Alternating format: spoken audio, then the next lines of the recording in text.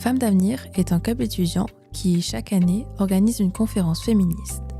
Le but est de donner la parole à des femmes dont le parcours et la façon de penser résonnent avec le thème de l'année.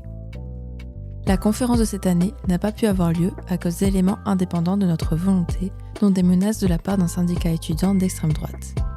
Nous voulions tout de même donner la parole aux femmes qui devaient initialement intervenir au travers d'épisodes de podcast. Cette année, Femmes d'avenir s'interroge sur les règles qui régissent notre société et comment les réécrire. Pendant nos études, on nous inculque qu'on est l'avenir de l'humanité. En parallèle, les réseaux sociaux nous jettent à la gueule la violence de notre société et insinuent que l'on ne doit pas rester inactif car cela voudrait dire que l'on y participe indirectement. Quand on a 20 ans et qu'on est assailli par toutes ces injonctions, on peut vite s'y perdre. Quelle cause servir ? Comment s'investir ? Quel est notre rôle dans ce sac de nœuds ? Jusqu'où devons-nous aller pour faire avancer la société vers l'égalité des genres ? Avec les invités de cette série de podcasts, nous parlerons de féminisme, d'engagement militant, de conviction et surtout de comment elles ont réécrit les règles de leur vie et de la société à leur échelle. Avant de commencer, on aimerait remettre en contexte ce qu'on entend par les règles de notre société. C'est un sujet très vaste et aujourd'hui on s'intéresse à la société qu'on a en France, c'est-à-dire une société occidentale, mondialisée et patriarcale où l'égalité des genres n'est pas à prendre pour acquis. Réécrire les règles a été nécessaire dans l'histoire afin de faire progresser nos droits, à l'image des suffragettes en France, de la lutte contre l'apartheid en Afrique du Sud ou encore de l'indépendance de l'Inde. Les règles sur lesquelles nous allons discuter sont les règles sociales qui régissent notre quotidien. Attentes normées, sexisme ordinaire, misogynie, mais aussi celles des comités sportifs. Dans le cas des règles juridiques qui encadrent l'engagement militant, la légalité des actions de désobéissance civile est questionnée par certains. Vincent Bregart, avocat au barreau de Paris, spécialiste de droit pénal et libertés fondamentales, rappelle que le droit à la résistance est inscrit dans la Déclaration des droits de l'homme. Pour autant, certaines actions de désobéissance civile restent répréhensibles par la loi. Réécrire les règles via l'engagement politique et associatif. Pour ce 3e épisode du podcast, nous sommes allés à Perpignan, à la rencontre de Priscilla Crié, activiste, maire de sa commune et se qualifiant comme paysanne. Avec elle, nous avons retracé son parcours militant, depuis son entrée dans le monde de l'activisme via Extinction Rebellion, jusqu'à son arrivée récente dans la politique municipale, en tant que maire d'une commune de 83 habitants et habitantes. Elle nous partage, tout au long de l'épisode, comment ces expériences lui ont permis de retrouver un pouvoir d'action légitime, mais aussi de mettre en place son engagement et sa force de caractère. En Priscilla, nous avons découvert une femme inspirante et engagée. On vous laisse l'écouter et prendre ce qui résonnera en vous. Bonne écoute. Les témoignages présentés dans ce podcast relèvent de parcours individuels. Ils n'engagent ni l'établissement, ni ses élèves. Aujourd'hui, on accueille du coup Priscilla, donc bonjour. Tu te présentes comme activiste et paysanne. Est-ce que tu peux te décrire en quelques mots, toi et ton parcours ? Bien entendu. Bonjour donc. Je m'appelle Priscilla, j'ai 31 ans et on va dire que je suis issue d'un milieu assez précaire et mon parcours est assez long pour en arriver jusque-là. Mais on va dire que j'ai commencé par m'intéresser à l'agriculture, aux vivants, etc. quand j'étais enfant, lorsque mes parents, néo-ruraux, ont décidé de s'installer à la campagne et de devenir éleveur caprin lait. Et donc là, ça a été vraiment la première rencontre avec le monde rural, avec la nature et la première fois en fait que j'ai développé une certaine sensibilité vis-à-vis de l'environnement. La suite de mon parcours, c'est que déjà j'avais on va dire que dans le milieu scolaire, moi c'était un peu compliqué. Et donc j'ai très vite voulu faire éleveuse canne félin à la base, voilà. Et l'idée c'est que j'étais passionnée par les chiens, c'était aussi un de mes premiers rapports à l'animal, etc. Donc voilà, j'ai voulu en faire quelque chose et en fait comme j'avais un très mauvais parcours scolaire, j'ai pas pu rentrer dans les écoles qui permettaient de faire directement de l'élevage canin félin et donc je suis rentrée dans un bac pro agricole, conduite et gestion d'une exploitation agricole, CGEA, option élevage, pour pouvoir faire la même chose, mais ça a entre-temps bien changé puisque mes parents se sont installés en même temps. Et moi, donc, j'étais un peu absorbée justement par ce milieu rural agricole, ce qui a fait que j'ai changé complètement de cursus. Voilà. La suite est que très vite, j'ai voulu aider mes parents et j'étais très impliquée. Et donc, et j'étais même un point d'ancrage pour mes parents qui, néo-ruraux, n'y connaissaient pas grand-chose finalement à l'élevage et à l'activité qui démarrait. Et donc j'ai été plus qu'une aide. En fait, finalement, j'ai fini par être un peu aux commandes justement de l'exploitation familiale. Petit à petit, j'ai réalisé que c'était pas non plus exactement ce que je voulais. Je voulais pas reprendre l'exploitation de mes parents et faire du caprin-lait. J'avais envie de faire autre chose. Et même petit à petit, je me suis rendu compte que politiquement, la politique agricole, elle était quand même très limitée et qu'elle bloquait beaucoup mes parents. Et donc, j'ai vécu un peu tous les problèmes qu'on pouvait rencontrer quand on est un petit éleveur qui s'installe et qui démarre et quand on vient pas du milieu rural, etc. Donc, quand j'ai fini mes études bac pro agricole, j'ai très vite voulu aller sur un BTS Axe, analyse et conduite d'un système d'exploitation, qui était beaucoup plus porté sur la comptabilité. Parce que l'idée, c'était de rentrer en chambre d'agriculture pour pouvoir changer des politiques. Parce que déjà, je m'étais rendu compte que c'était pas très juste, qu'on favorisait beaucoup les grosses exploitations agricoles et très peu les petits qui étaient en circuit court, etc. Et que cela était vraiment déjà plus en difficulté pour démarrer et arriver à en vivre. Voilà. Donc c'était déjà avec une volonté de vouloir changer les choses que je m'avançais vers ce BTS. Et finalement, ça a été assez l'enfer, mais c'était nécessaire, je pense, de rencontrer ça. C'est que je me suis confrontée en fait à un véritable formatage pour l'agribusiness. Et donc je me suis beaucoup heurtée avec mes professeurs de ce BTS. C'était très compliqué et j'ai même été traitée de hippie, etc. parce que je remettais en question en fait mes professeurs de zootechnie, leur vision des choses, de l'exploitation, etc. Et donc j'ai très vite arrêté ce BTS et je suis retournée sur l'exploitation familiale. Et c'est là que je suis passée par une phase un peu de réflexion sur ce que je voulais vraiment.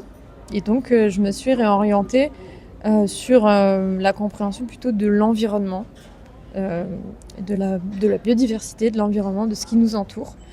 Et donc, j'ai commencé par faire un service civique dans la réserve naturelle de Haine, les Pyrénées orientales. Et du coup, c'est ça qui m'a donné en fait envie de reprendre un BTS en gestion et protection de la nature.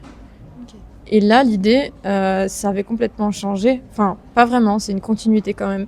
C'était encore de changer les choses, mais d'aller encore plus en profondeur, justement. Parce que comme la politique agricole, elle était déjà un peu touchée et qu'il y avait très peu de compréhension du vivant, ben moi, c'était justement de mieux comprendre le vivant aussi pour mieux comprendre notre rapport à ce vivant. Et savoir comment on pouvait justement avoir un autre rapport que celui de l'exploitation, celui de l'utilisation, enfin d'en faire du chiffre, d'en faire une donnée, plutôt que de composer avec lui et de le considérer comme vraiment ce qui nous fait vivre et ce qui compose en fait, ce qui nous compose aussi, quoi, et ce que nous composons. Bref, voilà. Et donc, ce BTS a été un vrai déclic parce que j'ai pris connaissance et conscience de beaucoup de choses. Notamment, l'idée, là, c'était de travailler après en réserve naturelle et d'être de ces personnes qui, justement, protègent et font avancer les choses, l'humain avec la nature, etc. Et finalement, c'est là que j'ai rencontré le droit environnemental français, qui est en fait lui aussi très limité, puisque quand on finit par un peu creuser la chose, on se rend compte qu'il tient sur une politique en fait de compensation et que en fait il n'a d'utilité qu'au moment où en fait il y a déjà eu un énorme projet écocidaire quelque part qui doit en fait compenser ou alimenter une association ou alors payer un laboratoire pour créer un outil qui va venir en fait compenser et non annuler la destruction. Et donc là encore j'ai un problème d'acceptation de tout ça et je me dis je finis avec mon BTS et je suis technicienne et je vais appliquer probablement des choses et des politiques qui pour moi n'ont pas de sens. Donc je m'étais dit c'est pas grave, je vais continuer jusqu'au master et je vais devenir biologiste et je vais être celle qui crée les outils, qui étudie les milieux et qui peut-être peut décider un petit peu politiquement comment on doit agir là ou là, etc. Donc c'est parti, je me lance pour une licence en biologie à La Rochelle. Et l'idée c'est d'aller jusqu'au master, mais il fallait que je rattrape quelques années de biologie avant. Et c'est là que du coup je tombe dans un milieu éducatif encore plus, pour moi, à mon sens, très fermé, très étroit, très étriqué. Et je suis à l'époque la plus ancienne de ma fac aussi, parce que du coup j'ai repris mes études toujours un peu en décalé.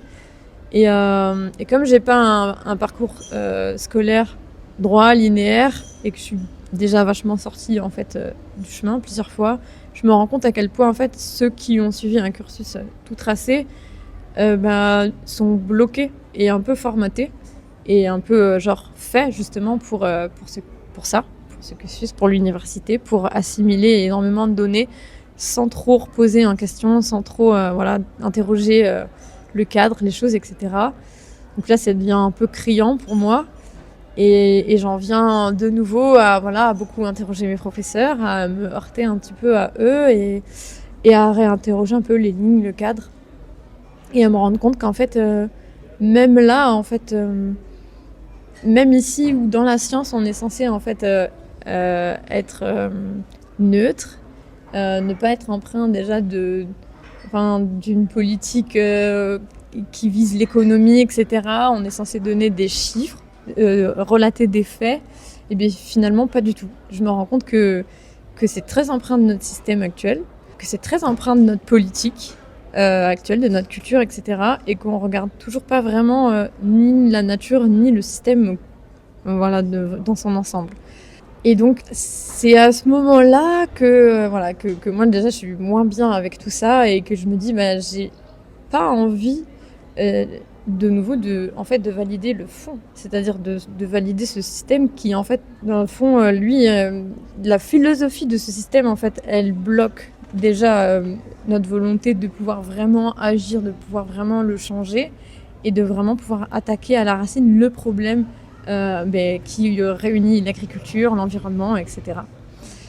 Et donc, je fais la rencontre de la désobéissance civile à ce moment-là, puisque je rencontre un groupe qui s'appelle Extinction Rebellion et qui, lui, en fait, à l'époque, parle justement de radicalité. Donc, d'interroger tous les problèmes systémiques qu'on vit, mais à la racine, et c'est-à-dire d'aller vraiment dans le fond de mais pourquoi ça fonctionne pas et pourquoi on en revient toujours un peu au même constat. Et donc, en rencontrant ce groupe, je découvre la désobéissance civile et en fait, je redécouvre aussi mon pouvoir d'agir et je découvre aussi qu'est-ce que c'est vraiment la politique et faire politique. Et en fait, je redécouvre à quel point et à quel niveau on peut vraiment agir si là, demain, je voulais que l'agriculture, elle change, si là, demain, je voulais que l'environnement, il soit plus intégré, etc., etc. Est-ce que justement, tu peux peut-être nous définir la désobéissance civile? Parce qu'il n'y a pas forcément une définition type, ça un peu à l'appréciation, enfin, il y a un peu des règles qui se retrouvent, mais comment toi tu le définis? Est-ce qu'un petit peu après tu peux nous expliquer un peu plus dans Extinction Rebellion vers quoi ça t'a amené, qu'est-ce que ça... La raison première pour laquelle tu t'y allais, tu nous en as un peu parlé, mais un petit peu plus peut-être explicité, et aussi est-ce que ça t'a permis de découvrir un peu, de te rendre compte de choses chez toi, etc. Oui, cette rencontre, elle n'était pas anodine. Déjà, j'avais un professeur dans mon BTS Gestion et protection de la nature qui faisait de l'économie et qui nous avait poussé à lire Pablo Servigne, la collapsologie, et qui nous avait parlé justement ensuite de la possibilité d'agir. Parce que, en fait, après avoir dressé un peu les constats, c'est vrai qu'on reste un peu coincé parce qu'on ignore souvent les solutions. Et il était proposé, en fait, à la fin, comme solution, des groupes tels que... Et là, il nous avait présenté la désobéissance civile, tout ça. Et donc, ça m'était resté dans un coin de la tête. Et quand je les ai rencontrés à La Rochelle, j'ai vu passer ça, cette journée d'accueil. Et je me suis dit, allez, pourquoi pas, on essaye, on va voir. Parce que moi aussi, j'étais sur un terrain que je connaissais pas du tout. Surtout que j'avais pas cette culture déjà de m'engager, d'aller dans les associations, etc. J'ai pas une très grande culture, pas très riche en tout cas, et pas étudiante non plus, donc c'était un peu nouveau pour moi tout ça. Et en fait, la désobéissance civile, je découvre que ça se matérialise beaucoup par de l'action directe. En tant que citoyen, en fait, on a un pouvoir, on a des droits, on a un pouvoir, et ça, on le découvre un peu quand on découvre la désobéissance civile, parce que En fait, on l'ignore beaucoup et on est très peu confronté à ça. Donc là, il s'agissait en fait de retrouver une posture vivante dans la ville, c'est-à-dire d'être vraiment la personne qui peut décider de ce qu'il va y avoir demain sur l'espace public. Et ça, on l'oublie souvent parce que ça nous est complètement imposé.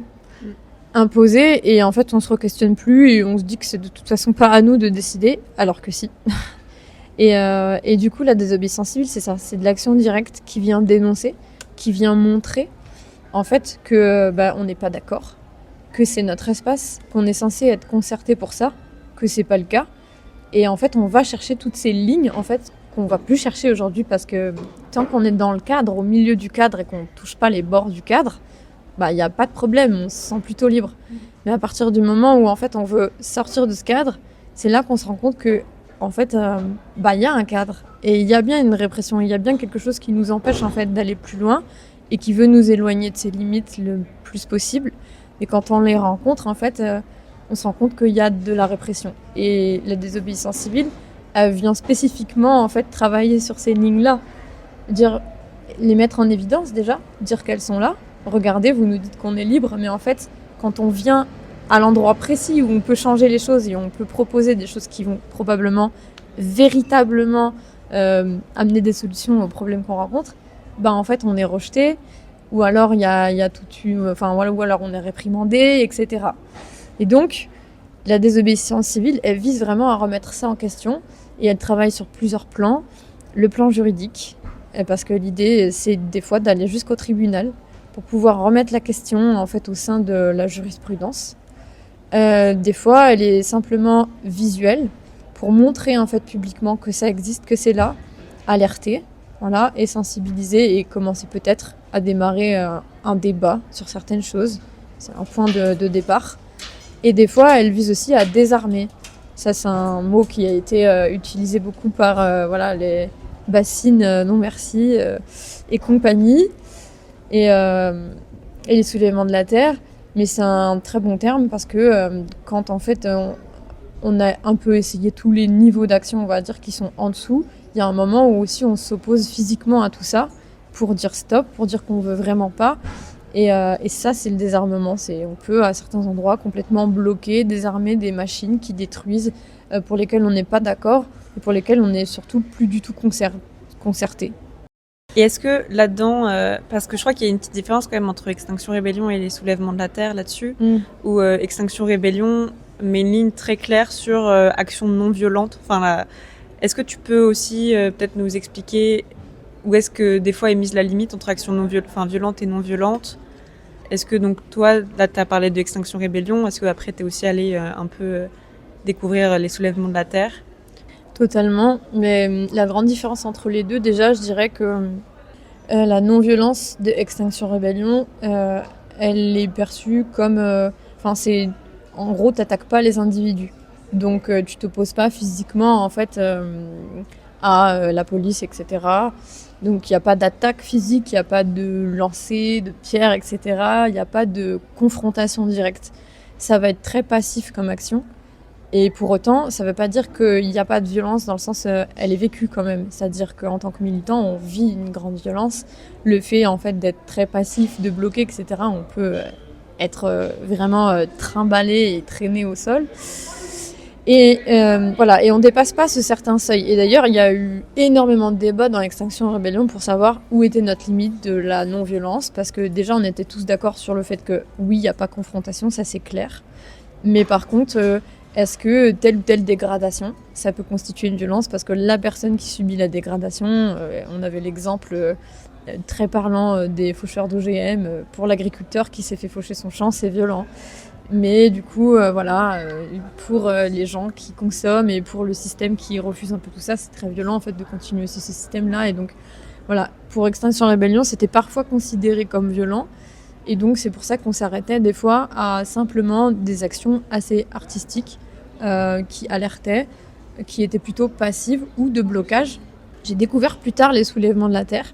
Et la grande différence entre ces deux mouvements aussi, c'est que c'est très urbain, Extinction Rébellion. C'est très adressé en fait à la ville.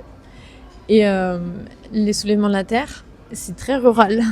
Et c'est beaucoup plus adressé justement aux gens qui viennent de milieux ruraux, donc qui habitent et qui se sont déjà appropriés la terre, le sol. Et en fait, la particularité d'une personne en milieu urbain, c'est qu'elle ne s'approprie pas du tout son environnement. Il ne lui appartient pas. La ville, la rue, tout ça, c'est particulier, c'est moins à nous que si demain on est dans un petit village et on a un champ, etc. Première différence. Et la deuxième, donc, c'est que les soulèvements de la terre ne se revendiquent pas comme non violents.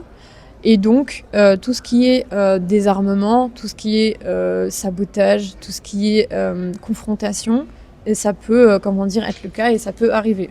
Et j'ai découvert à quel point, toute forme de lutte est nécessaire.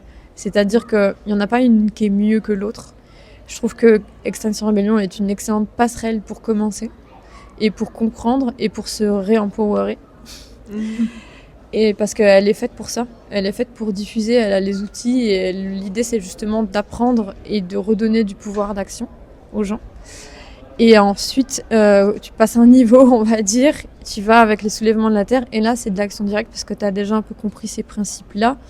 Et là, tu le fais concrètement. Tu te réappropries en fait ce qui est censé nous appartenir, et tu agis aux endroits où tu sais que en fait, il faut faire pression, parce que si en fait, on se laisse faire, de toute façon, tous les outils et les politiques qui sont mises en place, elles sont là pour peut-être des fois adoucir, mais ça permet jamais de vraiment changer quelque chose. Et on est les plus concernés qui devraient de toute façon se défendre et revendiquer, etc. Voilà, ça c'est la grande différence que je ferai entre les deux. Est-ce que justement, il y a un terme qui revient beaucoup sur l'écoterrorisme. Est-ce que tu peux nous dire toi ce que tu en penses et voilà, un peu parler aussi de ce terme qui fait grand débat, je pense. Ouais, il y a eu un moment clé. C'est la prise de parole donc de Darmanin sur le sujet, et ça a été à l'issue de, alors je sais plus, je crois que c'est le premier Sainte-Soline, et donc Salomé Salaké, elle l'explique bien dans son bouquin. Elle explique bien en fait la stratégie de la droite et de l'extrême droite pour arriver à tout de suite en fait diaboliser quelqu'un. Et gagner une forme de combat médiatique, parce que ça va souvent être d'abord comme ça qu'ils vont essayer de gagner le jeu, quoi. Et donc en fait l'idée ça a été de tout de suite nous diaboliser et nous positionner comme des terroristes et de nous assimiler pour plusieurs raisons. Déjà pour que médiatiquement on soit mal vu et moins soutenu, et ensuite pour pouvoir commencer à préparer le terrain juridique après. Parce que le fait de poser ce type de mots, c'est pas anodin, c'est pas juste des mots et c'est pas juste médiatique, ça permet dans les jurisprudences ensuite de condamner plus fort et plus violemment, et donc de réprimer plus fort quand on voit que c'est nécessaire, parce qu'il y a une peur. Et d'ailleurs, elle a été mentionnée plusieurs fois, on veut pas un deuxième Notre-Dame-des-Landes, parce que ça a été vécu par l'État comme une défaite, parce que les gens ont réussi en fait à s'approprier réellement leur terre et à gagner face à l'État et à montrer en fait qu'ils se débrouillaient très bien tout seuls. Et donc ça a été un endroit où on a pu montrer en fait et se prouver, et d'ailleurs les gens qui vivent encore le savent, à se prouver que c'est possible, et à montrer qu'on est beaucoup plus puissant et beaucoup plus fort et beaucoup plus en fait adapté à nous choisir comment on devrait fonctionner sur nos territoires, comment on devrait gérer notre agriculture, quel rapport on devrait avoir avec notre environnement, etc. En fait, on le sait, on est juste empêché de le faire correctement. Voilà. Et du coup, c'est pour tout ça que du coup ça a été mis en place, ces mots. Notamment, il y a eu toute une bataille avec le mot des méga-bassines ou des réserves de substitution avant ça. Un combat du coup médiatique qu'on avait remporté, puisque tout de suite, l'idée était justement dans l'imaginaire qu'on met dans les mots, c'était que les gens puissent entendre méga-bassine avant d'entendre réserve de substitution, parce qu'il y avait une énorme confusion du coup pendant un long moment. Et c'était même diffusé de cette manière que en fait, les méga-bassines, ça récupérait l'eau de pluie, donc c'était génial et ça allait sauver l'agriculture partant de crise climatique, etc. Alors que c'était complètement faux et qu'il fallait qu'ils sachent que c'était des énormes réserves qui pompaient dans les nappes phréatiques. Et donc, méga bassines, c'était déjà un combat, quoi, qui a été remporté et qui a aidé à désamorcer énormément de bassines et à en rendre de nombreuses illégales. Tu as une assez longue expérience du coup dans ces deux mouvements, et qu'est-ce que tu as pu tirer en fait comme enseignement et comme apport de ces deux expériences dans ces deux mouvements, et peut-être la différence pour toi? Eh bien, je dirais que Extinction Rebellion, comme moi j'étais vraiment issue d'un milieu précaire, il m'a aidé à beaucoup de choses, à fonctionner en groupe. Il m'a aidé à reparler politique, il m'a aidé à retrouver un peu du pouvoir, de l'emportement, et il m'a aidé à me relégitimer. C'est-à-dire que moi j'ai toujours été un peu marginale, et du coup ça fait du bien en fait en tant que marginale de trouver un endroit où tu te sens plus bizarre ou différent ou en sous-nombre, et où là en fait on venait à plusieurs valider tout ça. Ça c'était vraiment une guérison, voilà, de groupe et collective même, parce que ça faisait autant de bien à moi que toutes les personnes qui étaient là à ce moment-là et avec qui on a commencé à faire des cercles de discussion. D'ailleurs c'était le truc, j'étais très mal à l'aise au début parce qu'on se demandait comment on allait, c'était très bizarre pour moi.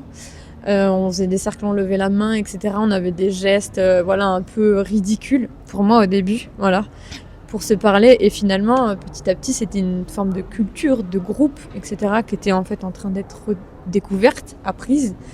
Et ça, déjà, je trouve que c'est essentiel, parce que du coup, on retrouve en fait du sens à recréer en fait du lien et du groupe, et donc de la politique ensemble, et à refaire tout ça. Et donc ça, c'est déjà ce que j'ai appris à faire, et j'ai réappris à voir la politique autrement. Ensuite, l'empowerment, voilà, mon pouvoir d'agir, je l'ai trouvé. J'ai plus peur d'aller confronter ces lignes, et ça, c'est ce que ça t'apprend à faire. Et il y a vraiment toute on appelle ça une montée en escalade, c'est-à-dire tu commences de l'action la plus insignifiante jusqu'à l'action la plus forte, et l'idée c'est justement de te rencontrer dans ton formatage de la peur, de la punition, etc. Et de confronter ça pour pouvoir le casser, on appelle ça déconstruire, et pour pouvoir reconstruire en fait une autre façon de voir ces lignes, et de les confronter, et de ne plus avoir peur de le faire, parce qu'en vrai, c'est pas dangereux. Nous, on est quand même dans un pays très privilégié, où on ne se met pas en danger de mort quand on fait ça, et du coup, ça vaut quand même le coup de le faire.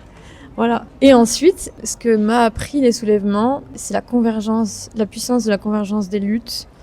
Parce que du coup, comme c'était un autre type de mouvement, beaucoup plus rural, mais qui intégrait beaucoup plus de diversité, c'est-à-dire il y avait vraiment de tous les bords, et tous les types d'actions et de groupes arrivaient à aller dans une même direction. Pour autant, ils ne faisaient pas les mêmes actions, mais c'était OK. Et il y avait comme une sorte de coordo qui savait qu'il y avait tout ça, qui avait intégrer dans l'organisation la place de chacun de ces types de militants pour en faire une force. Et c'était vraiment une force. C'était incroyable. J'ai vécu des moments incroyables qui m'ont beaucoup émue, et qui m'ont montré que en fait, notre richesse, c'est notre diversité et nos différences. Et qu'il n'y a que quand on les aura acceptées, assimilées, et qu'on arrivera à faire avec, qu'on arrivera sûrement à reprendre le dessus sur un système qui, lui, est très uniformisé, etc. Voilà. Et donc, ce que j'en conclus, et ce que j'en ai conclu de tout ce passage-là, de plusieurs années quand même, militant, c'est que à l'heure actuelle, notre génération, il faut qu'on réhabite justement nos terres. Il faut qu'on recrée du lien avec ces terres. Il faut qu'on recrée du lien avec le vivant, avec tout, parce que ça passe vraiment par là, pour guérir, pour déconstruire, et pour en fait construire un nouveau monde sur des bases qui sont saines et qui sont déjà dépolluées de tout ce que le système actuel nous a fait assimiler à notre insu. Et ça, c'est la chose que j'ai compris à l'issue de ça. Et c'est pour ça que j'ai eu envie ensuite de m'installer et de réhabiter les terres, et de commencer en fait petit à un endroit pour tenter d'expérimenter de grandes choses. Voilà. Tu as parlé de convergence des luttes et ça tombe super bien parce que je voulais vraiment t'en parler. Qu'est-ce que tu peux nous dire sur la lutte notamment féministe et écoféministe dans ces mouvements et plus globalement sur la place de la femme dans ces mouvements de militantisme en environnement mais aussi de désobéissance civile? Eh bien, elle n'est pas évidente, hein, comme d'habitude, parce qu'on remet tout en question et ça veut dire qu'on est aussi beaucoup confronté au patriarcat, à la culture patriarcale qu'on véhicule tous et toutes. Et donc, il y a beaucoup de moments où on a dû faire attention au débit de parole, déjà. On a commencé à XR à faire attention au débit de parole parce qu'on se rendait très vite compte que les femmes parlaient beaucoup moins et elles osaient beaucoup moins s'exprimer. Donc, il a fallu libérer aussi et travailler à libérer la parole des femmes. Travailler à identifier les masculins toxiques pour aussi remettre un petit peu plus d'équilibre dans les groupes. Alors, Extinction Rebellion était très sensible à ça, mais après, quand tu commences à entrer plus loin dans la lutte, évidemment, que tu retrouves des carcans typiques, les méga-bassines, Notre-Dame-des-Landes, tout ça, t'es confronté à des choses très violentes et des différences, voilà. Donc c'est pas facile, et d'autant moins facile que la lutte, souvent, s'adresse beaucoup à des hommes blancs, forts, qui n'ont pas peur de la confrontation. Parce que dans l'imaginaire des gens, limiter justement et résister et se rebeller, c'est tout de suite très physique et c'est tout de suite très brutal.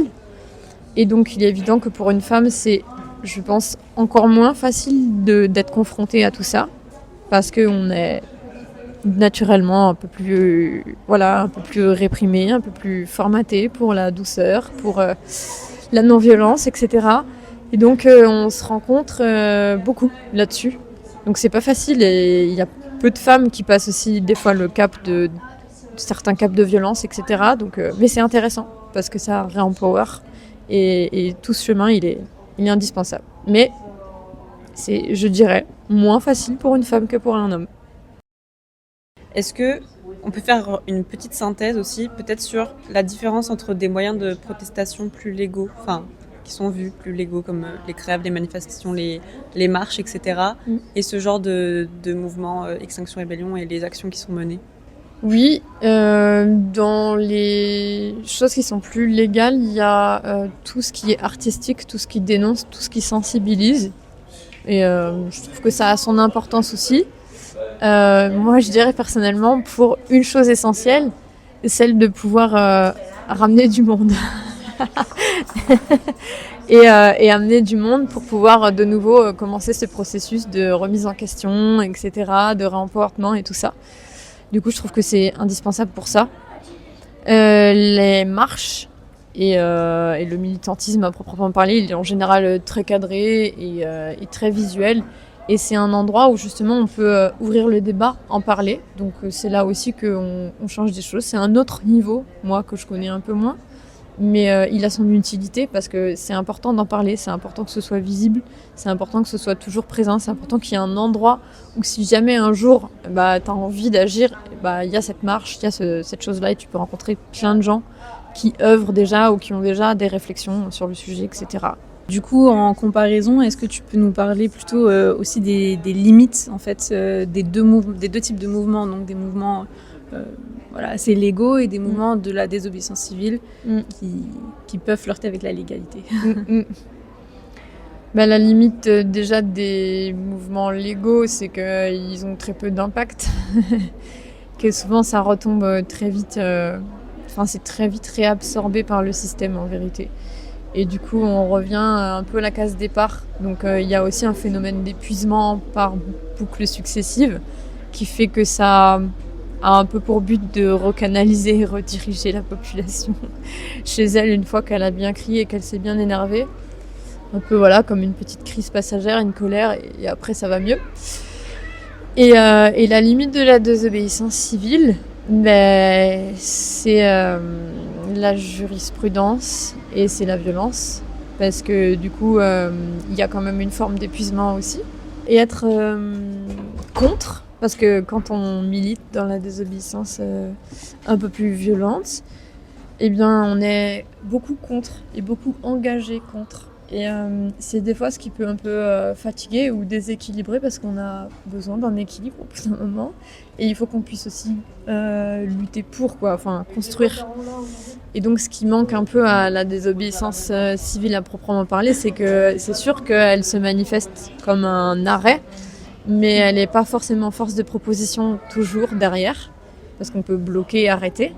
Mais c'est bien aussi de recanaliser, de proposer. Et du coup... voilà, c'est peut-être des fois il manque aussi de la construction.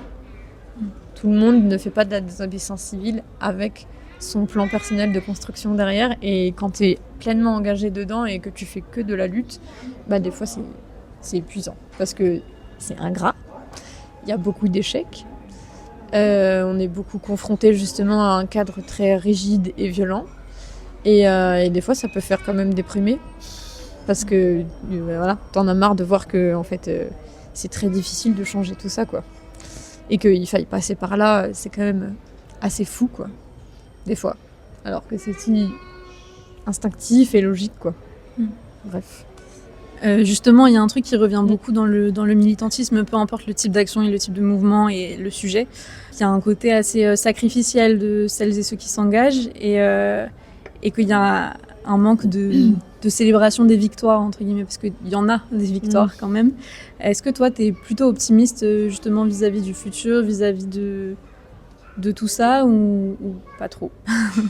Moi, on va dire que j'ai compris une chose, c'est que les humains fonctionnent beaucoup par crise et par cycle, et du coup, que quand ils sont poussés en fait, à rencontrer des situations particulières, eh ben, ils sont poussés à agir. Et du coup, c'est un peu ça que j'attends, moi, quelque part, aussi. C'est que là, je me suis dit, j'ai eu toute cette période un peu d'action. Et je prépare la prochaine crise, quoi. Oui, parce qu'après, c'est vrai qu'il y a ce truc aussi d'un côté... si on se bat, si on continue de se battre, c'est qu'on y croit encore un peu. Ouais. Et j'essaie d'avoir un peu ce point de vue optimiste des fois. Oui, parce que sinon... oui, c'est vrai. Oui, moi j'y crois, et en fait, de toute façon, alors quand tu dis sacrifice, c'est carrément vrai. Et en même temps, c'est aussi parce que j'en suis arrivée à un tel point de conscience que je peux plus du tout fonctionner différemment. Je le vis pas comme un sacrifice, pour autant, si je prends un peu de recul sur ma vie, ouais, il y a eu beaucoup de sacrifices quand même. Et oui, il y a quand même... alors, on fête et on célèbre plutôt bien. Le problème, c'est qu'il y en a peu. Et c'est aussi le ratio qui fait qu'on a un peu l'impression qu'on est plus dans le pessimisme que dans l'optimisme. C'est que, en fait, c'est vrai qu'il y a peu de victoires pour beaucoup de défaites. Mais en tout cas, quand elles sont vécues, pour moi, elles sont vécues le quadruple, quoi. C'est-à-dire que là où, en fait, tu te dis, c'est mort, en fait, je fais tout ça pour rien. S'il y a une action qui passe, tu te dis, putain, c'est possible, en fait. Et ça, ça vaut, voilà, ça vaut pour 50 défaites, quoi. Ça équivaut. Parce que tu te dis que c'est possible et que plus on le fait et plus nombreux on est à le faire, en fait, ça rouvre le champ des possibles. Et ça commence, en fait, de plus en plus à effriter ces fameuses barrières du cadre et à dire, ah, mais elles sont pas si puissantes que ça, ces barrières. Et elles sont quand même assez fines. C'est juste que quand tu commences à vraiment les connaître et les appréhender et que tu connais vraiment ces failles, grâce aux victoires, et ben tu te dis, ok, c'est carrément possible. Donc ça donne beaucoup d'espoir. Voilà. Là, t'es rentrée dans une nouvelle dynamique, Ouais. puisque maintenant tu te mets aussi dans la politique locale. Est-ce que tu peux un peu nous parler de comment c'est arrivé et comment tu as commencé à t'intéresser et à vouloir t'impliquer là dans ce milieu-là plutôt politique? Parti justement de ce même constat qu'il y a eu un épuisement militant. Et du coup, il y a eu toute la violence des dernières années et la réflexion qui a fini par aboutir de réhabiter les terres et de en fait recréer aussi le demain que nous on veut, en passant par nous et en se déconstruisant nous-mêmes. Et donc, il y a eu cette envie de créer une forme de résilience, parce que lutter, c'est cool, mais avoir un point où tu peux te régénérer pour continuer de lutter longtemps, c'est mieux. Et le problème dans le militantisme, c'est que souvent on se crame et après on arrête totalement.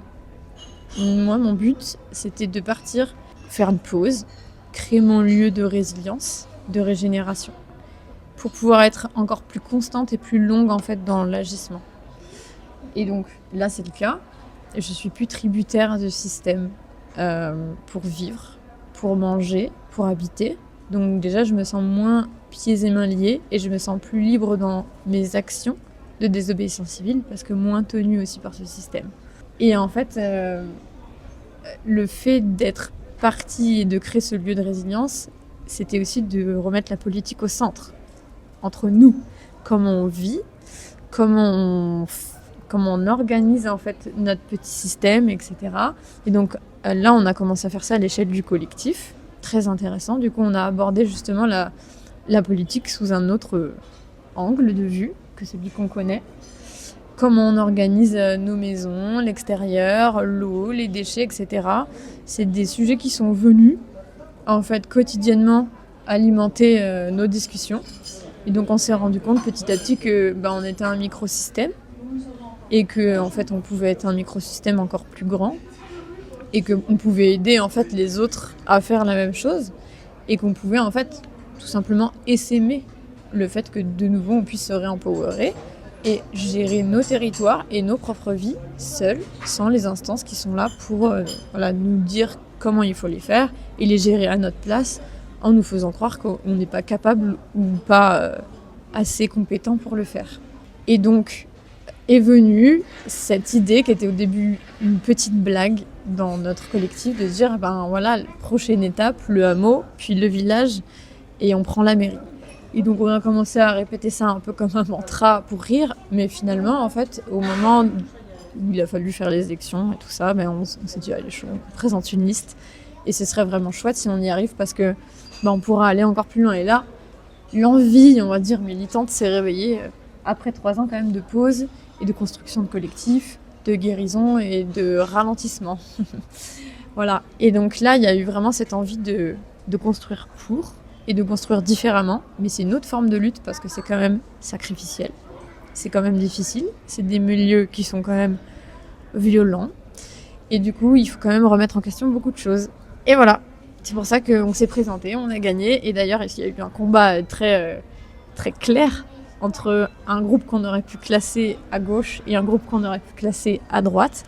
Je préfère parler d'humain parce que c'est plutôt les tendances et les maturités de chacun qui ont fait que on aurait eu tendance à catégoriser comme ça. Mais nous, on a fait un travail justement de jamais discriminer et exclure. Et du coup, l'idée, justement, c'est de se dire, c'est humain. On a réussi à l'emporter. Il y a beaucoup de gens qui nous ont fait confiance parce qu'ils avaient envie, justement, par tout ce qui se passe à l'extérieur dans le monde à l'heure actuelle, que ça change un peu. Et voilà. Et c'est le cas. On a été élus et donc on est en plein dedans maintenant. Voilà. Et félicitations.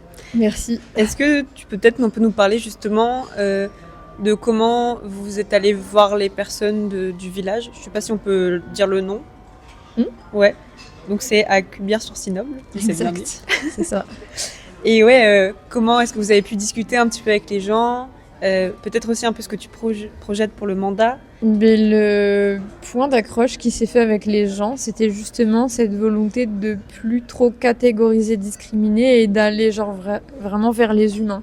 Et ce qui nous a fait un petit peu gagner la confiance des gens dans le village, c'est que on s'est pas arrêté justement à des jugements et on a continué d'aller vers et de parler aux gens et d'ouvrir un peu l'idée, l'esprit, etc.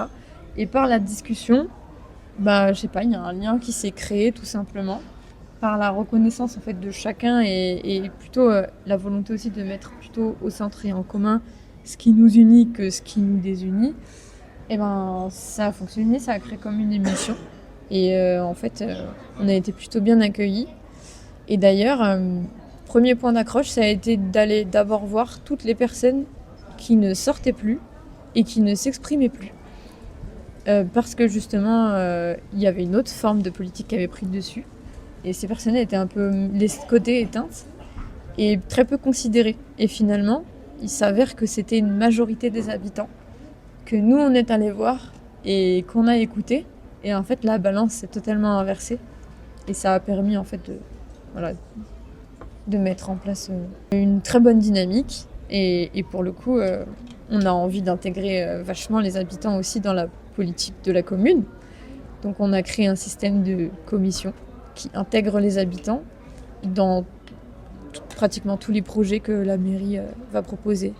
Comment est-ce qu'on agit concrètement à l'échelle d'une mairie comment est-ce que tu veux continuer ta lutte ou pas et ouais, à la gestion d'une mairie du coup? Quand on est à la mairie, on a une forme de pouvoir qu'on n'a pas quand on est en dehors de tout ça. On peut commencer à être dans les instances où on s'oppose et où on rediscute certaines politiques. On agit de l'intérieur en fait. Je ne sais pas encore à quel point c'est possible de bouger les choses. Je sais que je suis dans un endroit assez petit pour que ça puisse se faire parce qu'il y a peut-être un manque de rigidité et de vigilance à ces endroits-là. Donc l'idée c'est d'essayer de s'en emparer et de retourner tout ça le plus vite possible, mais aussi de le découvrir et de voir à quel point c'est possible. Et là déjà je me rends compte qu'on a quand même une voix, on a quand même une voix forte et un pouvoir décisionnel. Et en fait j'ai l'impression que ça va se matérialiser exactement de la même façon que toutes les autres luttes se sont matérialisées, c'est commencer à se réunir et se reconnecter. Et je me rends compte que par exemple là, toutes nos petites communes un peu coupées, elles sont toutes isolées chacune dans leur coin. Et je pense que pour faire un travail de changement, c'est recréer un maillage et recréer une voix forte qui pourrait justement avoir encore plus d'impact et de pouvoir décisionnaire. Et qui pourrait changer vraiment toute notre façon de vivre, d'habiter, notre rapport à l'agriculture, notre rapport à l'environnement, etc. Parce que là, on peut vraiment agir à la source, aussi. Et même débloquer ce qui bloque. Parce que c'est même que ça. Hein. Dans une mairie, on se rend compte qu'il y avait des arrêtés ou des choses comme ça qu'on peut complètement débunker. Et en fait, ça change la dynamique d'un village complet. Un petit exemple, le remaniement foncier. On a des grosses tensions entre les agriculteurs qui durent depuis des années. Et du coup, ça fait comme une grosse fracture sociale dans le village. Ça fait une course à la terre, au moindre lopin de terre, où tout le monde se l'arrache, etc. Et donc là, l'idée du remaniement foncier, c'est d'essayer de faire en sorte que chacun ait son parcellaire à peu près d'une traite, uni, et qu'il ait suffisamment en fait, pour pouvoir alimenter son troupeau ou son exploitation, etc.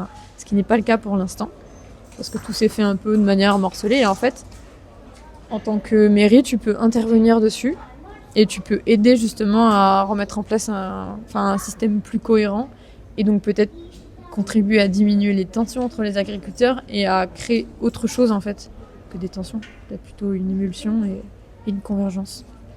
Tu nous parlais un peu plus tôt du coup d'un collectif. Est-ce que tu peux nous en dire un petit peu plus à ce sujet aussi? Tout à fait. Alors en partant donc de là où je militais, à Cubières, l'idée c'était de créer un collectif, donc un écolieu, comme on pourrait l'appeler plus globalement. Et l'idée donc c'était de mutualiser un peu tout, c'est-à-dire notre lieu de vie, certaines parties qu'on pourrait retrouver dans une habitation, donc par exemple une cuisine, une salle de bain, etc. L'eau, donc tout ce qui est ressources, l'électricité, etc. En fait, de tout partager et de plus juste vivre à l'échelle individuelle et d'avoir chacun son électricité, sa maison, son chauffage, son truc. Parce qu'on peut mutualiser tout ça. Ça prendrait beaucoup moins de ressources et en plus, c'est hyper avantageux parce qu'on peut diviser et surdiviser tous ces frais. Et en fait, à plusieurs, déjà, c'est beaucoup plus simple de vivre et d'avoir tout ce qu'il te faut et toutes les ressources nécessaires si tu mutualises tout ça. Et en plus, ça permet d'avoir accès à plus de choses, à recréer de l'entraide, à pas avoir à racheter et à consommer chacun, par exemple, un matériel, une visseuse, etc. Pour en avoir une pour 3, c'est ok. Donc ça, c'est l'idée déjà du collectif, c'était ça. C'était de pouvoir faire ça. Ensuite, la deuxième chose, c'était de pouvoir recréer un lien avec la terre, parce que nous, on était quand même assez déconnectés. Et donc, c'était de potentiellement créer des métiers ou des choses qui, économiquement, nous permettent d'être autonomes là où on vivait. Et donc, à commencer par la réflexion de l'autonomie alimentaire. Et voilà. Pour ça qu'on s'appelle Bled Sauvage, on a commencé par le jardin, en fait, et à se dire, si demain, là, il y avait l'effondrement, on ferait comment pour se nourrir tout seul ? Et partant de cette simple question, on s'est rendu compte de à quel point on était nuls et déconnectés, et à quel point on savait plus du tout faire pousser un légume dans le sol et qu'on connaissait même plus trop les plantes, etc. Pareil pour les médicaments, sans médoc, sans médecin, on sait même plus trop comment se guérir, et au final, ça nous a permis de redécouvrir plein de choses et plein d'endroits pour travailler sur les causes d'une maladie, par exemple, et voilà. C'est aussi une forme de réempowerment, mais là, dans sa vie de tous les jours, dans son quotidien, et c'est hyper intéressant et enrichissant. Je pense un des sujets qu'on n'a pas encore évoqué, c'est que tu as aussi une volonté de faire un projet de médiation environnementale pour aller toucher aussi des publics qui ne sont pas forcément encore très informés, encore très mobilisés ou acteurs là-dessus. Est-ce que tu peux un petit peu nous expliquer le chemin et aussi la volonté du projet ? Mais le chemin, il est toujours très militant. C'est que moi, j'ai encore envie que les choses changent, et au quotidien, je suis quand même toujours confrontée à un système qui change pas, et à beaucoup de personnes en fait qui sont très éloignées du coup de mes réflexions maintenant.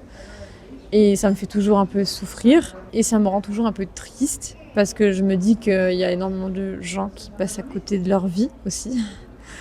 Et en même temps, il y a énormément de souffrance, en fait, psychologique, psychique, générée par tout ça. Et ça partait de ce constat-là, parce qu'aussi je viens d'un milieu très précaire, et parce que aussi j'ai fait tout un chemin de guérison assez puissant. Et j'ai compris en fait comment on pouvait aussi réaborder notre façon de vivre de manière beaucoup plus saine en passant par là. Il m'est venue l'idée d'essayer de trouver les mots pour que les personnes puissent faire ce lien-là aussi dans leur vie, et en fait puissent comprendre à quel point aussi c'est bénéfique. C'est pas qu'une question politique, c'est pas qu'une question d'engagement, c'est pas qu'une question éthique, c'est une question vraiment d'amour propre, de respect de soi, de guérison, de connexion.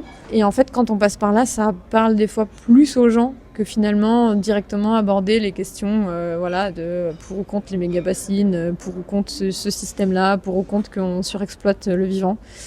En fait, c'est déjà toi, t'en es où dans tout ça ? Qu'est-ce que tu comprends à ça ? Est-ce que tu vis vraiment bien là-dedans ? Et est-ce que ce système, finalement, il n'a pas créé tes plus grandes blessures ? Et en fait, moi, j'ai envie de faire comprendre que c'est ça, en fait. Ce système nous a créé nos plus grandes blessures. Et que je suis persuadée qu'il y a énormément de choses on n'en serait probablement pas là, et pas à ce stade de formatage, si on avait été plus libre à plein d'endroits. Et donc, la médiation, elle est là pour ça. Je me suis dit, il faut que je trouve un endroit où je peux convaincre les gens que vivre et regarder tout ce système différemment, ça peut nous aider, même nous, à être mieux. Voilà, alors c'est encore en réflexion, c'est pas un projet qui est encore en place. Je le fais un peu naturellement, parce que du coup je parle beaucoup et je suis beaucoup à des endroits en fait où je me retrouve à convaincre des gens et à avoir ce discours-là et à essayer de les aider à voir un peu les choses autrement. Et c'est parce que je le fais naturellement que j'ai voulu me dire peut-être que je pourrais en faire quelque chose de concret. Et voilà, donc là on est avec une amie là, en réflexion sur une proposition type formation, type stage, une journée à proposer dans des écolieux où on se dit peut-être. Voilà, donc pour l'instant, c'est qu'au stade de réflexion. Voilà. Comment est-ce que tu comptes toucher des gens ? Enfin là, tu as parlé d'aller dans des écolieux, donc c'est peut-être des lieux où les gens sont déjà sensibilisés. Comment tu comptes toucher des gens qui ne sont pas forcément sensibilisés et qui ne vont pas d'eux-mêmes aller chercher ce genre de formation ? En ville, sur les places publiques, à l'issue d'un spectacle ou des choses comme ça, on a pensé ça avec Marjorie, donc ma collègue qui travaille aussi dessus et qui, elle, est plutôt dans le milieu justement du spectacle, etc. Et donc, elle pensait aussi à tout ce qui était spectacle, tout ce qui était propositions culturelles ou dans des événements culturels, etc. T'as dit que des fois, dans les écolieux, ils étaient plus sensibilisés. Et ben en fait, c'est une croyance. C'est faux. Ils sont pas toujours très sensibilisés à ça. Au contraire, ils sont souvent réabsorbés d'une autre manière. Et du coup, ils vont pas trop toucher les fonds de la déconstruction. Et ils restent souvent bloqués dans des choses, Et finalement, dans les collectifs, dans les écolieux, on s'en rend pas compte, mais ça circule beaucoup. C'est jamais trop les mêmes personnes qui restent et qui habitent dedans, parce que ça clash beaucoup, parce que le facteur humain est quand même un facteur qu'on gère très mal. à l'heure actuelle et en fait c'est très compliqué. Parce que j'en parle de manière très simple, mais c'est très dur en fait d'arriver à refaire politique ensemble, à redécider les choses ensemble, à en fait casser cet individualisme là qui nous accompagne depuis notre naissance et à recréer en fait du collectif. C'est pas facile, c'est vraiment un déformatage très dur. Et du coup, c'est des milieux où ça pêche aussi énormément. Et pour nous, c'est des milieux qui sont sensiblement en train de tendre justement vers cette compréhension-là et qui ont déjà avancé un stade de guérison, mais pas tout. Et l'idée, c'est de les aider à basculer complètement. Parce que c'est des gens qui demain, en fait, si elles comprennent et si elles ont peut-être un déblocage à certains endroits, elles peuvent agir d'un coup. Et donc, c'est des personnes qui sont quand même très prêtes aussi, un peu avancées.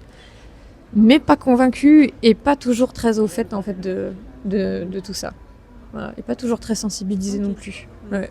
Comme tu le sais, la conférence a dû être annulée, mais on essaie quand même de garder un petit lien entre toutes les intervenantes. Et donc pour ça, on a demandé à Lisa, la dernière intervenante qu'on a interviewée, enfin avec qui on s'est entretenu, qui est du coup agricultrice en élevage caprin. Et si elle avait une question pour toi, et donc elle nous a demandé comment est-ce que tu envisages de réécrire les règles de la place de la femme au cours de ton mandat, du coup en tant que maire. Et si on va un peu plus loin aussi, qu'est-ce que ça fait d'être une jeune femme maire d'un village rural ? Eh ben c'est pas simple. c'est pas simple. Et c'est vraiment mon souci du quotidien. Parce que il y a très vite ce patriarcat qui revient et qui se met en place naturellement et assez facilement. C'est pas facile pour les hommes de milieux ruraux, en plus d'être confrontés à une petite meuf qui a du pouvoir. Et donc c'est un combat tous les jours dans les discussions pour trouver un équilibre, pour continuer, pour être écouté, pour être respecté, pour être entendu, pour diriger, etc. Tout ça, c'est pas facile, mais il y a des outils. Et j'utilise pas mal d'outils pour m'aider. Notamment tout ce que j'ai appris un peu avec CER, Extinction Rébellion. Celui du cercle, de la main levée, de on coupe pas, etc. En fait, je crois que nommer, c'est la solution. En tout cas, en 3 ans d'expérimentation, nommer une violence, parce qu'on le fait plus, en fait on le fait pas même, et ben ça change aussi un peu la donne. Le problème c'est que quand t'es dans des endroits où c'est très rural, très cru, et c'est pas forcément volontaire d'être blessant, etc., faut un peu le répéter en boucle, quoi. Donc des fois c'est un peu éreintant et fatigant, voilà. Là mon objectif c'est que la femme ne soit plus dans l'ombre et l'homme dans la lumière. C'est-à-dire que jusqu'ici, ça a été beaucoup mon initiative et j'ai beaucoup préparé moi un peu ce champ de bataille pour que ce soit possible et pour qu'on soit élu. J'ai énormément travaillé en fait sur les gens, j'ai beaucoup discuté, j'ai préparé tout ça. Et c'est vrai que très vite, quand on a été élu, la lumière s'est mise beaucoup sur les hommes. Et du coup, c'était pour ça aussi pour moi que c'était important que ce soit moi qui sois maire. Parce que je me suis dit, ça remet en fait la lumière sur la personne qui a vraiment fourni l'énergie et le travail pour que ça en arrive là. Non pas que les autres ne soient pas légitimes, bien au contraire, et ils s'en donnent la peine, mais c'était important de ne pas laisser cette place. Et je me suis rendu compte que ce que j'aurais fait avant, c'est que j'aurais probablement laissé ma place et je me serais sentie illégitime d'être à cet endroit-là. Parce que je me sous-estime par rapport aux autres. Et c'est ce que j'ai pas fait là cette fois-ci. Alors c'était très bizarre parce que j'ai dû combattre un peu mon ego en me disant waouh mais t'es qui, mais regarde t'es en train de prendre la grosse tête, etc. Non, c'est faux. En fait juste t'es en train de te dire c'est ok, en fait je vaux vraiment ça, j'ai fait vraiment ce travail et cette fois-ci on va pas m'écraser, on va pas me mettre dans l'ombre et je vais garder la lumière parce que cette lumière là je la mérite.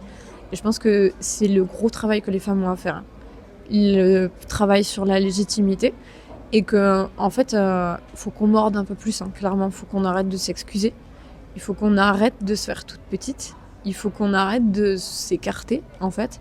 Il faut qu'on parle. Et il faut aussi qu'on ait ces postures que des fois on reproche aux hommes. Parce que, en fait, le patriarcat, il va pas changer en demandant aux hommes de changer. Il va changer aussi parce que nous, on va décider de prendre la place qui nous revient de droit et s'imposer et s'interposer et avoir en fait ces positions qu'on reproche aux hommes et qui des fois en fait on les reproche parce que aussi ça nous fait chier, nous on se les permet pas. Et en fait quand on se les permet, déjà on a un peu moins de choses à leur reprocher. Parce qu'on se dit je me le permets, j'ai pris cette force, j'ai pris cette chose-là et je vois qu'en fait c'est possible. Si je la prends, si je me sens vraiment capable à cet endroit de la prendre, en fait on me la laisse. C'est très humain. Et ça peut se déconstruire comme ça. Voilà. Et je suis trop contente parce que cette année, c'était liste paritaire. On était obligés donc d'avoir homme-femme, homme-femme, homme-femme. Donc ça nous a poussé à aller voir des femmes qu'on n'envisageait pas du tout au début dans la liste. Ces femmes, la première chose qu'elles ont dit, c'était « Ouh là là, mais moi, je suis pas du tout légitime à être élue. » Voilà. Alors que les hommes à qui on a demandé ne sont pas du tout posé cette question. Et donc, on a poussé justement les femmes à dire « Si, allez, c'est parti, vous avez des compétences, vous sous-estimez pas, vous allez voir, de toute façon, on va vous accompagner. » On les a rassurées le plus possible. Et aujourd'hui, je peux vous dire que dans la liste, celles qui fournissent le plus d'énergie et qui sont les plus acharnées, c'est les femmes. Et c'est celles qui, du coup... que pour l'instant on entend des fois un peu le moins, qui ont le moins de parole, etc. Mais on en parle entre femmes dans la mairie et on essaie justement de remettre notre parole à leur juste place. Et comme c'est nous qui travaillons beaucoup et comme c'est nous qui parlons beaucoup, qui organisons beaucoup, on essaie de faire en sorte qu'on ait plus de place dans les débats, que les hommes nous laissent un peu plus de place. Donc on leur dit... On leur parle carrément de féminisme, on leur parle carrément de mansplaining, on leur parle, on leur dit dès qu'ils ont coupé, t'as coupé, c'est pas ok, alors que t'avais pas coupé lui juste à côté. Et en fait, petit à petit, il y a comme une espèce de culture qui est en train de venir un peu inverser la tendance. Mais c'est dur, il reste du chemin, mais voilà. En fait, faut pas lâcher. Il y a des jours où vraiment, je rentre chez moi, j'en chiale et ça me saoule parce que c'est fatigant. Il faut se battre, en fait, il faut rien lâcher. Donc des fois c'est éreintant, mais je me dis que c'est pour la bonne cause. Au bout d'un moment, ça change un peu, quoi. Est-ce que tu as une recommandation culturelle, genre littéraire, cinématographique ou... Je vais parler d'un livre qui a vraiment marqué un tournant majeur chez moi. C'est Pablo Servigne, Comment tout peut s'effondrer. Vraiment, je me souviens en plus que quand j'ai commencé à bouquiner ce livre-là, j'étais loin d'imaginer ce que j'allais découvrir dedans. Et en fait, on me prenait carrément pour une folle. Parce que j'étais là, je parlais d'effondrement, comme si ça allait être la catastrophe du siècle. Et en fait, on me comprenait plus du tout. Et c'est là qu'en fait, il y a eu un énorme écart entre mon discours et les gens qui m'entouraient. Et ce livre, il a été assez marquant parce qu'il est vraiment très intéressant, très complet. Et il permet de comprendre beaucoup de choses aussi, d'analyser notre système un peu différemment. Voilà. Alors, pour faire un petit peu du lien entre les intervenantes malgré l'annulation de la conférence, est-ce que tu aurais une question à poser pour Pauline, qui a donc fait une thèse en astrophysique et qui s'est réorientée dans le master MSEI de notre école? Oui, donc la petite question que je me posais, c'est est-ce que cette réorientation viendrait pas plutôt d'une envie de ralentir et dépressuriser un peu peut-être tout ce que le parcours de l'astrophysique demandait, plutôt qu'un réel changement de cursus. Enfin voilà, c'est une petite question que je me posais parce que j'ai l'impression que ce cursus demandait aussi peut-être plus de compétitivité, plus de travail, plus d'oubli de soi et de sacrifice, et que le fait de se réorienter, c'est aussi comme une libération et de reculer en fait de ce milieu-là qui pressurise et de trouver d'autres endroits où en fait on se sent beaucoup plus libre et respirant. Voilà. Et du coup, merci beaucoup pour avoir donné ton temps pour nous et pour ce podcast. C'était vraiment ultra intéressant. On a juste une toute petite dernière question avant de conclure. C'est qu'est-ce qu'on peut te souhaiter pour la suite? Qu'est-ce qu'on peut me souhaiter pour la suite? Eh bien, d'arriver à changer encore plus de paradigme autour de moi. Parce que c'est le but et j'espère qu'on va réussir vraiment à créer une forme d'emballement et qui donnera en fait encore plus aux gens de s'activer et de faire société ensemble et faire politique pour changer de paradigme. Voilà. J'espère que ça va fonctionner et j'espère que je le vivrai de mon vivant. On te le souhaite. Vous venez d'écouter le 3e épisode du podcast Femmes d'avenir. Merci de nous avoir écoutés. Des ressources complémentaires sur la désobéissance civile sont disponibles en description de l'épisode. Cet épisode a été enregistré par Margot Jouvin et Alice Louvier. L'introduction a été écrite par Alice Louvier et lue par Pauline Bernard. L'épisode a été préparé par Pauline Bernard, Anaïs Denis, Margot Jouvin, Alice Louvier et Mila Witcher. L'épisode a été monté et étalonné par Mila Witcher.